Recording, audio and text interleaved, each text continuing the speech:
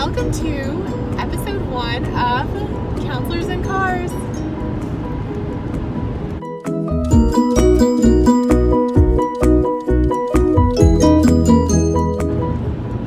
So guys, the question that Jehan and I have received as therapists is, what led us to this path?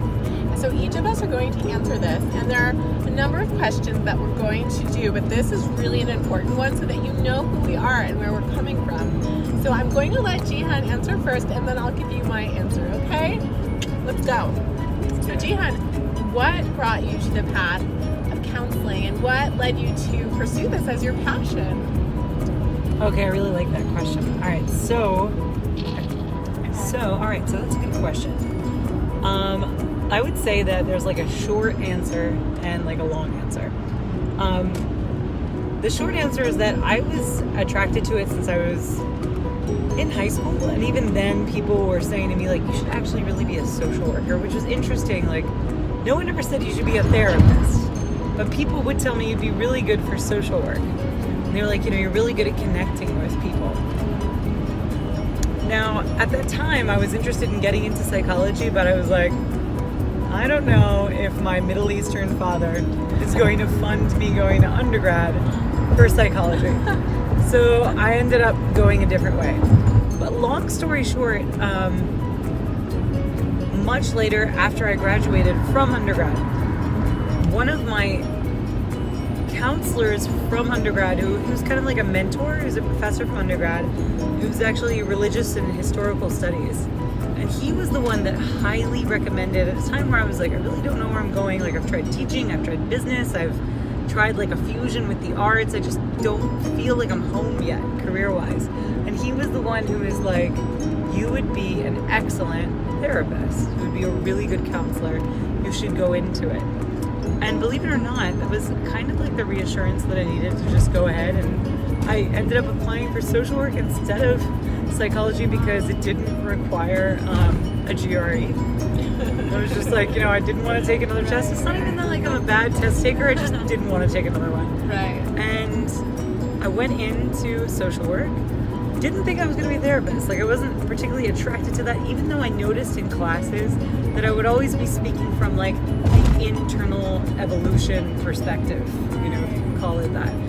And then after I graduated, the only job I found was a therapeutic job. And I remember even at the interview saying, I've actually never done one-on-one therapy. And the person who hired me was like, that's okay, and we really appreciate your philosophy, and the rest is history. So that's kind of, that's a little bit of how I got to where I was. And the way back story is like, when I was young, whether it was from my parents, or for random people at school, people I wasn't even close to, like people would come up to me and tell me stories, and they would always start like this: I've never told anyone this. And I just always thought like, like I feel so special in those moments. And like, they always, even if they came to me with topics I'd never experienced or explored, it always felt like there was something that was able to do something in some way, shape, or form at those times. So I would say that in a way, it's almost like it was happening all along, but I just didn't really own it. In fact, if anything, I ran away from it, and then I was like, oh no, I love talking, I don't know how I'd be good at this. And then it sort of just happened. Yeah, So, what is really beautiful is that someone pointing out, that you could do it with confidence in you, and seeing your gift and all of that, it's really a pivotal thing, and that's so powerful. And I totally appreciate that as a counselor myself, I try to do that and to help people to see in themselves the potential that they may not be realizing fully. So it's such a beautiful thing to hear.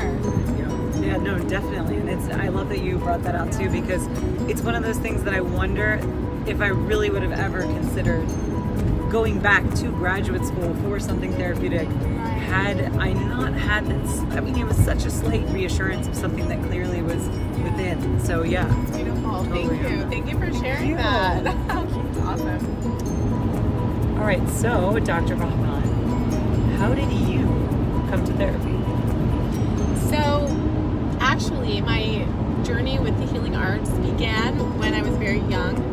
I was born into a spiritual community in Philadelphia where meditation was practiced regularly, and I was taught the higher concepts of the soul and well-being from a holistic perspective in that sense. So that sort of carried through my life. So I went to Princeton University and I attended as a pre-medical student, getting a degree in molecular biology, which was very interesting in some ways. However, I felt called to go back to the healing arts that were more integrative. So after that, I did obtain my master's and doctorate in counseling and spiritual and holistic psychology. So in that sense, I've been able to really bring in the concept of well-being from many levels: spiritual, mental, emotional, and physical. And so when I work with people, I integrate those because I feel that that is the genuine approach to healing. And I really love teaching people to relieve stress through meditation and addressing issues that are not commonly addressed in psychotherapy or even medicine. So I really enjoy healing from a perspective of wholeness and bringing people back to their genuine self and their soul and their true nature. And I believe that that in itself heals so much. So that's sort of what brought me, and it started at the very beginning of my life and has been a theme throughout my learning and my professional life. So I love working with people who are interested in that, and that's sort of how I got where I am. Awesome. Well, thank you. Thank you. Hello, this is Dr. Rahman, and welcome to my channel. I am a doctor of spiritual psychology, and I integrate positive blooper.